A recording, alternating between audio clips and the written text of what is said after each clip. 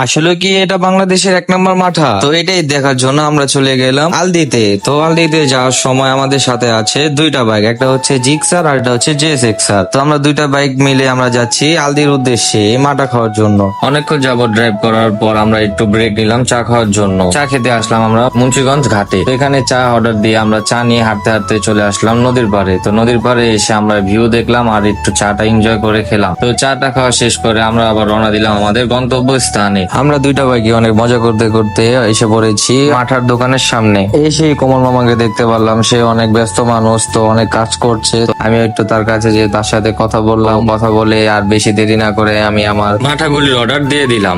Order দেওয়ার সাথে সাথে মামা আমাকে আমার মাঠাগুলি সুন্দর মতন বুঝিয়ে দিয়ে দিল। তো আমি এখন এটা নিয়ে যাচ্ছি যে টেস্ট করবো এটা খেতে কিরকম। তো আমি এখানে 1 2 3 4 5 6 বোতল আমি এখানে নিয়ে নিয়েছি মাঠা। তো এখন আমি দেখাচ্ছি যে দেখেন মাঠাগুলি কত ঘন, তো খেতে অনেক টেস্টি হবে। তো বিসমিল্লাহ।